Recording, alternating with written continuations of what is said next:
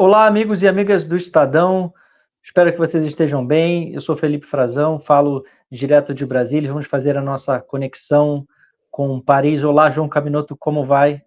Olá, Felipe, olá, nossa audiência aí do Estadão, tudo bem? Feliz aqui com o início da primavera, tentando afugentar o frio, né, para passar alguns meses com calorzinho. Calorzinho que tá forte no Brasil, né? É verdade, efeitos climáticos aí que afetam a economia, afetam a geopolítica, mas que bom que você começa com esse período muito mais ameno aí em Paris. Caminoto, vamos começar a nossa conexão aqui para a gente ir direto aos assuntos mais quentes da semana. No domingo a gente cantou a pedra, né? Você lembrou muito bem desse assunto importantíssimo a respeito da Rússia, que está envolta, envolvida diretamente, provocou uma das guerras que nós vivenciamos no mundo hoje, a invasão da Ucrânia 2 anos atrás. No domingo houve a conclusão da eleição e Vladimir Putin foi reeleito para surpresa de Que zero surpresa, pessoas, né? né? Nossa, que surpresa. E com a votação recorde, né, um apoio expressivo, em eleições que também foram marcadas por protestos, como você bem lembrava na nossa última conversa. E agora o mundo, em geral, costuma se dividir, né? O que avaliar? Poderá ficar até 30 anos no poder Vladimir Putin, o presidente da Rússia, né? O que esperar dessa nova fase da Rússia, Caminoto, que para muitos é um novo imperialismo liderado pelo Putin? Como a gente, né, falou aqui, a eleição de Putin é uma farsa, né? Uma grande farsa, uma montagem, não dá para falar hollywoodiana, mas uma montagem muito bem feita. Ele teve aí uma votação massiva, 87, 88% dos votos. O comparecimento também foi elevado, segundo os números, né? E houve também manifestações, principalmente no último dia do pleito, quando houve uma manifestação em determinado horário, muitos foram aos locais de votação, havia uma combinação, né, em relação a isso, manifestar.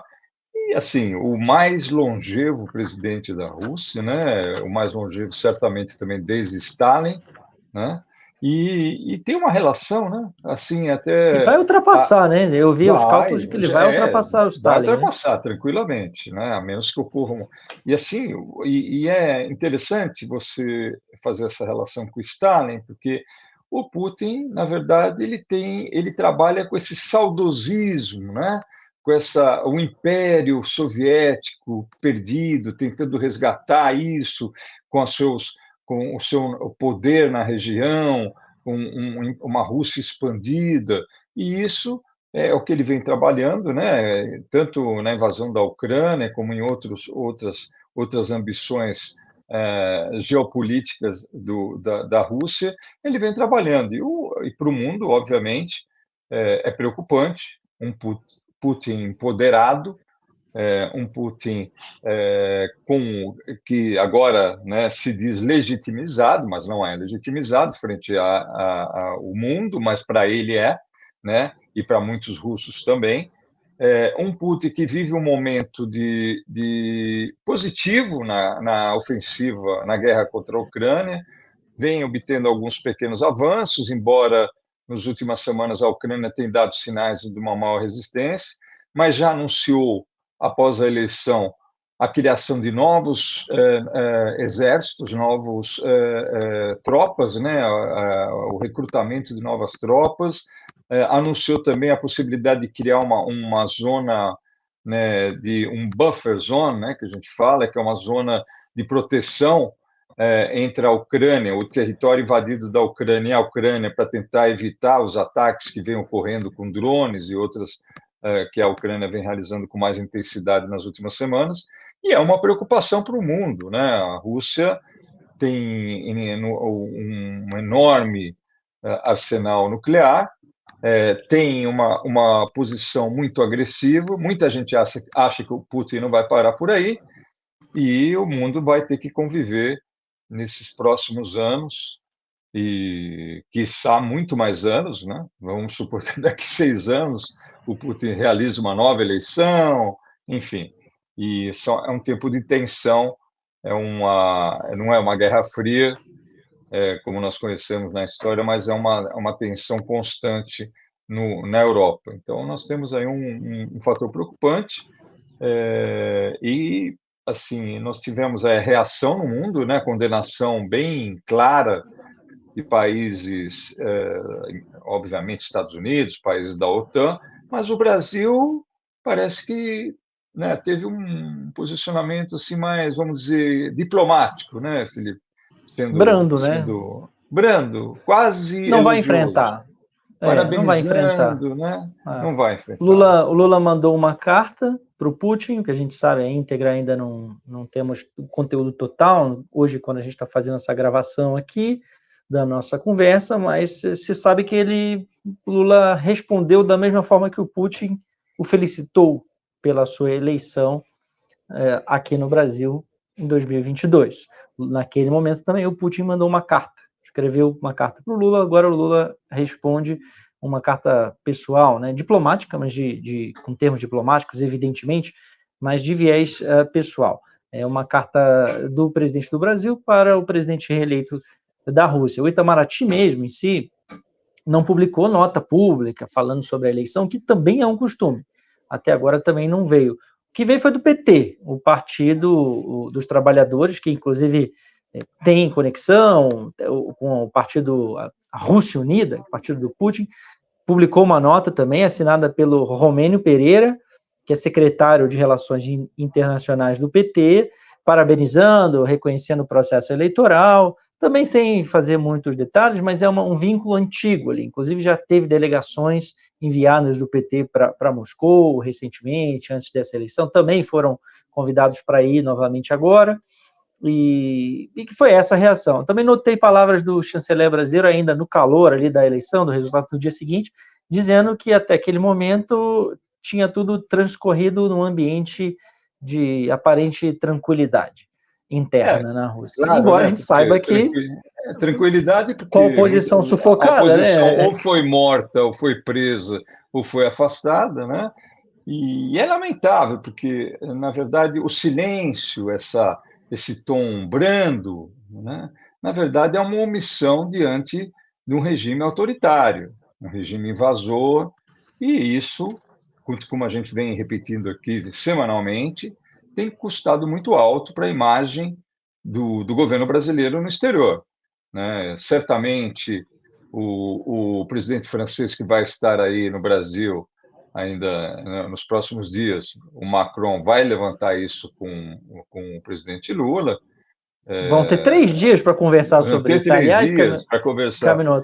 Aliás, semana que vem nossa ponte aérea não vai ter momento melhor, né? Porque é o nome Brasília e Paris vão estar conectadas aqui no Brasil, e é a mais prestigiosa visita de Estado que o Lula recebe e a que ele participa aqui no Brasil, porque nenhum outro chefe de Estado no atual mandato do Lula teve 3 dias e visita a 4 cidades e 4 estados, né? Brasília, do Distrito Federal, Belém, no Pará, Itaguaí, no Rio de Janeiro, e São Paulo, capital. Então, é longa a jornada e eles estarão juntos. O Lula só não vai para São Paulo com o Macron até o momento, né? Então, vamos poder conversar sobre isso, sobre a situação da Ucrânia. Interessante. E o Macron, obviamente, tirando o Zelensky, né, dessa conta, obviamente, que é o país alvo dos ataques, né, ataque da invasão russa, o Macron já se consolidou como líder europeu, com o principal porta-voz europeu, né, no combate e nas críticas ao regime russo e ao Putin. Inclusive, nos últimos dias, circulou muito um vídeo que foi gravado pouco antes da invasão, né, em massa, no qual Macron conversa com o Putin, e de uma forma muito dura, até surpreendente, né? O teor da conversa, porque no começo se tinha uma impressão de que o Macron pegou leve com Putin e, né, quase que conciliador, tentando uma negociação, mas não. Esse vídeo mostra que o Macron agiu como presidente mesmo de um país poderoso como a França, alertando Putin sobre a responsabilidade, né, acessibilidade da Ucrânia. Então, o Macron, obviamente, com as suas posições firmes, vai ser interessante o diálogo aí com o presidente Lula em relação a isso. O Macron, inclusive, que foi o chefe de Estado, líder político, chefe de governo, entre todos os chefes de governo e chefes de Estados da Europa, que ameaçou, né, nas últimas semanas, fez uma ameaça direta. Quer dizer, que a enviar tropas. Não vai ser só mais apoio à Ucrânia, ou seja, dinheiro, recursos, alguns equipamentos. Ele próprio costumava emprestar, não sei se continua, mas o Zelensky viajou algumas vezes num avião francês, avião da presidência francesa, para fins de proteção dele próprio, né, para que ninguém tentasse derrubar um avião da presidência francesa. Era um avião do Macron, e continua nessa ofensiva, né, continua a fazer essas ameaças mais diretas que levam o Putin, agora fortalecido por essa reeleição, dentro das condições que sabemos como foi, de perseguição a opositores, a críticos. O fato é que ele está no poder por mais um período bastante longo, e que ele poderá continuar reagindo, fazendo ameaças ao uso de uma guerra nuclear, que as próprias autoridades brasileiras manifestam nos últimos tempos muito receio sobre isso. Eu não tenho dúvida de que semana que vem, Caminoto, esse vai ser um dos assuntos aqui no Brasil, em relação à reunião dos dois líderes, Lula e Macron, que se dizem muito amigos, mas que tem mesmo nas últimas semanas muitas divergências para discutir. Eu não acho que são tão amigos, não. Eles falam, né? Mas assim, eles são muito diferentes, né?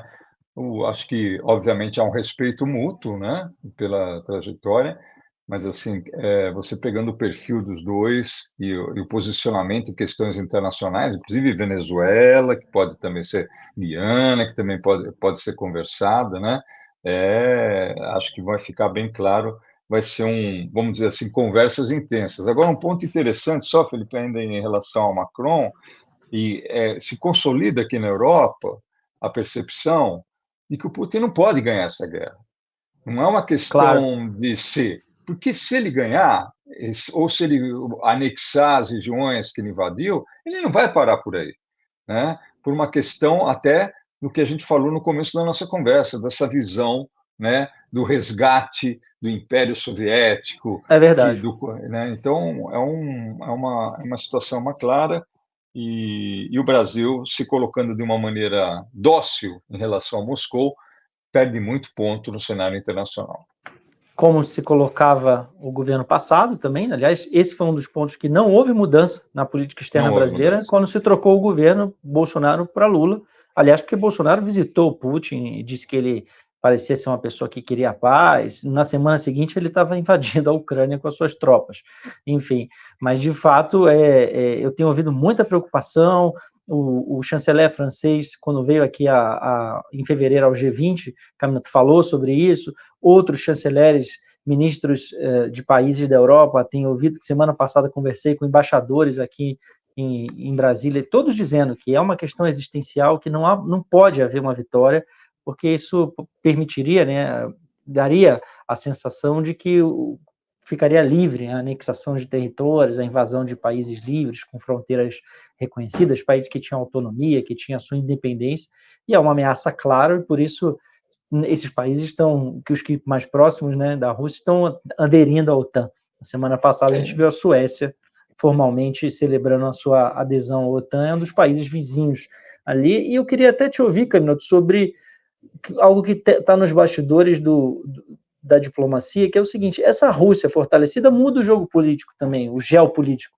A gente tem uma reunião no G20, por exemplo, há uma grande questão aqui no Brasil, que é o seguinte: o Putin vem ou não vem? Porque o governo brasileiro, o Lula já convidou, ele está convidado, ele é membro do G20, a Rússia não foi excluída, apesar de pressão dos países do G7 para que isso acontecesse.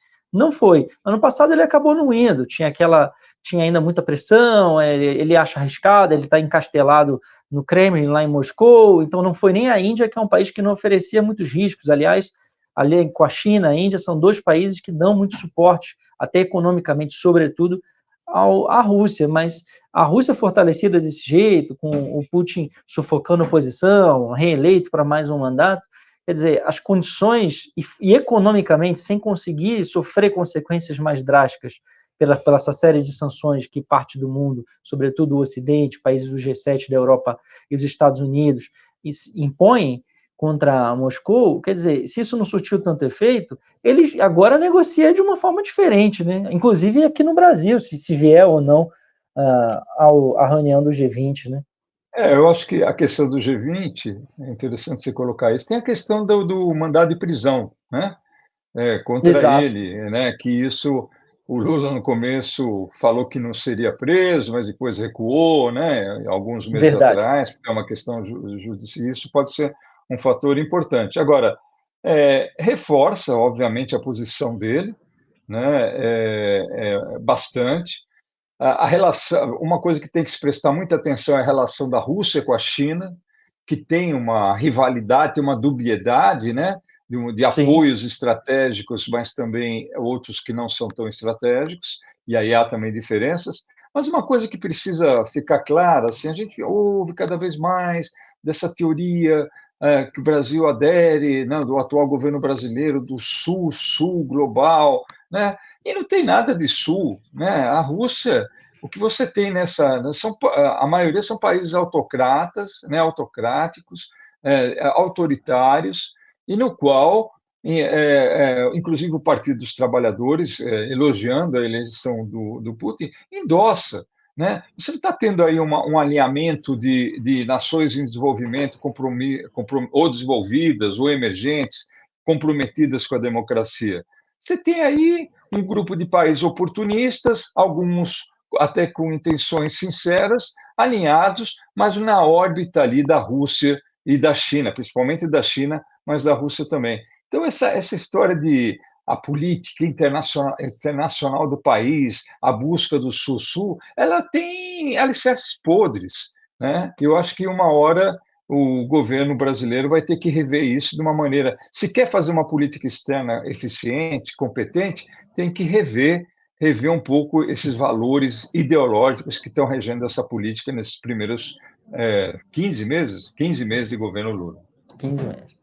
Caminoto, e para a gente aproveitar aí essa deixa, também um pouco dessa questão ideológica, a gente está vendo se refletir agora em Gaza. A gente viu nesses últimos dias, mais uma vez, uma gravíssima, né, a situação que causa muita apreensão de invasões e operações naquele hospital, o maior hospital, Al-Shifa, né, o maior hospital em Gaza, mais de 90 mortos, segundo o governo de Israel, seriam ligados ao Hamas, seriam terroristas, membros do Hamas nessa excursão, nessa incursão do hospital Al-Shifa, e havendo, inclusive, segundo a Al Jazeera, um integrante, né, de sua equipe foi capturado, teria sido preso, a equipe teria sido agredida, entre outros jornalistas.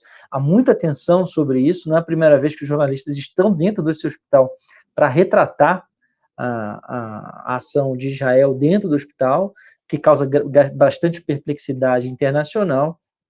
E Israel volta a falar novamente da incursão terrestre que pretende fazer no sul de Gaza, em Rafah, em retirar as pessoas. Ao mesmo tempo, a gente está vendo, enquanto isso está acontecendo, 2 visitas lá, do Brasil, sobretudo, representantes políticos do Brasil, mandatado, que é o ministro das Relações Exteriores, Mauro Vieira, representante do governo Lula, do governo do PT, e 2 governadores de oposição, Tarcísio Freitas, de São Paulo, e o Ronaldo Caiado, de Goiás, que são 2 presidenciáveis, futuros, potenciais adversários políticos, herdeiros, talvez, do capital de Jair Bolsonaro, que está impedido de concorrer, em 2026 para enfrentar Lula. Quer dizer, a política brasileira está no Oriente Médio, está em loco nesse momento, nessa semana, e está havendo, é claro, uma sinalização. O Mauro Vieira, o nosso ministro, não foi a Israel, não conversou com Israel, e ele foi à Jordânia, a própria Palestina, ou seja, lá, né, em território do lado de Israel, ao Líbano e à Arábia Saudita. Tem um recado aí, não tem? Muito claro, Camilo. Não há Muito claro. uma manifestação política evidente Muito claro, né, Felipe? Eu acho que de intenções? o ministro Mauro Vieira nem, assim, acho até que se ele quisesse ir para Israel, ele seria recebido, mas não sei se ele seria bem recebido, né, diante dos acontecimentos das últimas semanas e meses Com certeza não. em Israel e Brasil.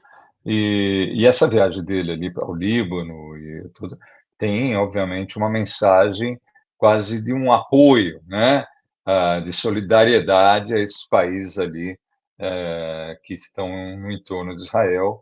O Líbano, obviamente, ali com a fronteira, né, abrigando o Hezbollah.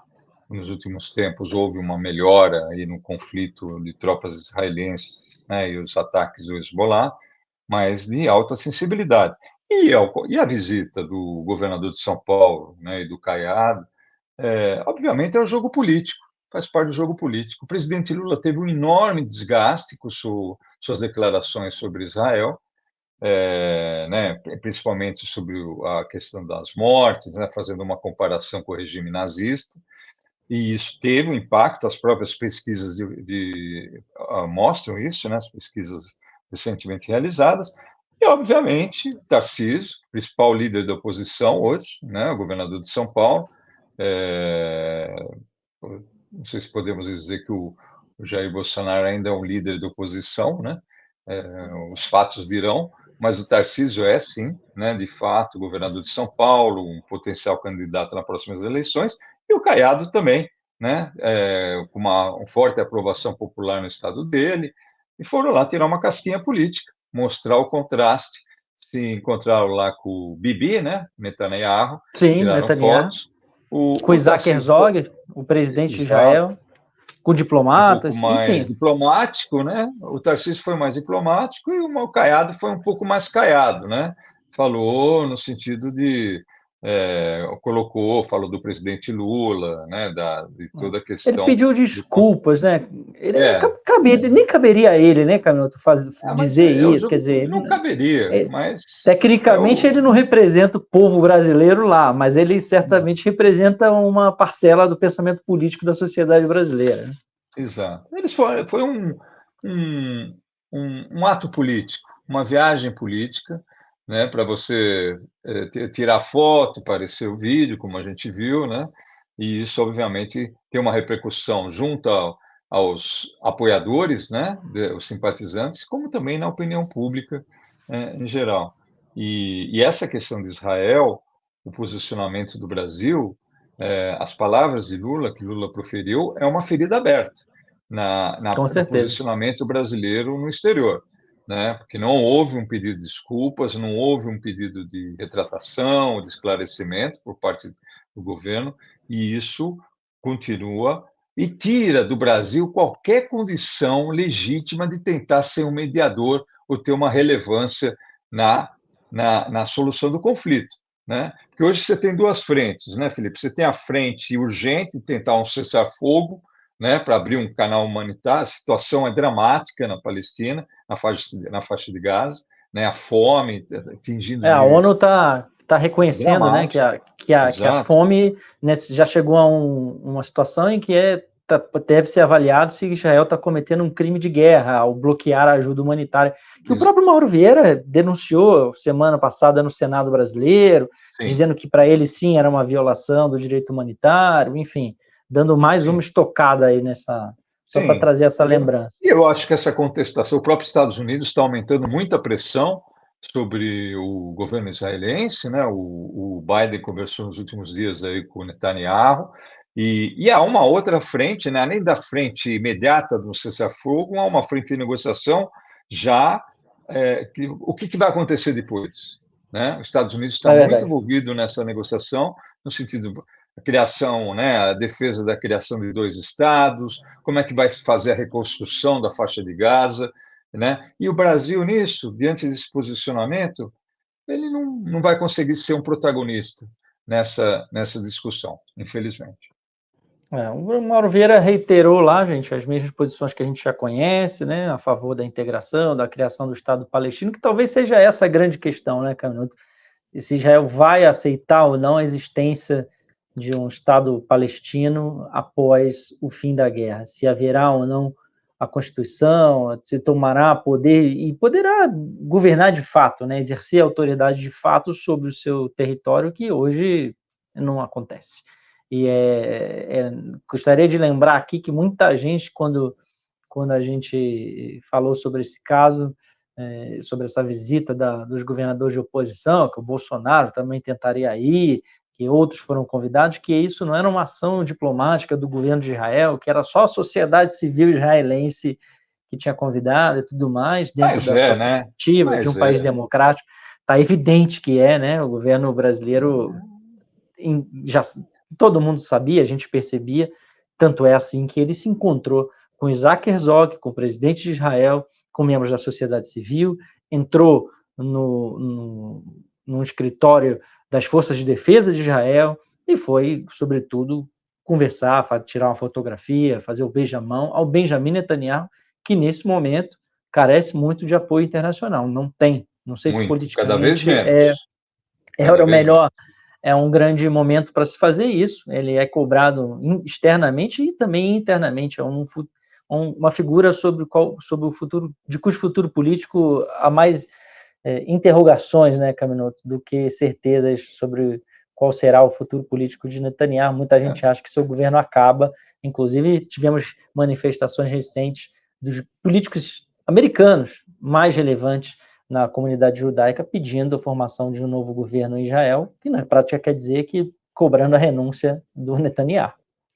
Mas você veja bem, né? E sob o ponto de vista do governador Caiado, do Tarcísio também, mas até do Caiado, oportunidade de ter uma presença internacional, né? Uma fotografia internacional, que para os seus apoiadores é importante. Eles têm suas aspirações políticas, né? Os dois têm suas ambições. É verdade. Então, isso, na verdade, no futuro, dependendo da situação, pode ser usado. É todo um jogo político, né? que faz parte, e o triste é que a questão de Gaza continua muito distante de ser resolvida. Eu diria que a oportunidade, além dessa fotografia internacional, é a oportunidade de um embate com Lula. É isso que eles estão perseguindo. Exato. Para a sua política interna, doméstica, para se posicionar, né? Sobretudo nessa corrida pela sucessão do Bolsonaro. Caminoto, semana que vem, então, gente, já fica para vocês aí, teremos edição especial Brasília e Paris com uma conexão local, hein? Em loco aqui. Nossos planos são com a cobertura do Estadão, seguir todos os passos dessa visita do presidente francês, Emmanuel Macron, que o Caminoto acompanha em Paris super bem, conhece dessa política, do que interessa para ele, dentro e fora da França, e a gente vai ter a oportunidade de conversar sobre isso e dissecar um pouquinho do que esperar também e do que foi, dos resultados dessa visita aqui no Brasil de Emmanuel Macron, presidente francês, ao lado do presidente Lula. Um grande abraço para vocês, um abraço, Caminoto, obrigado pela conversa mais uma vez, e esperamos vocês na semana que vem. Obrigado, Felipe, obrigado à audiência. Só lembrando, Macron hoje é uma das principais lideranças mundiais, então essa visita é muito importante mesmo. É verdade. Um forte abraço, tchau, tchau, gente. Tchau, tchau.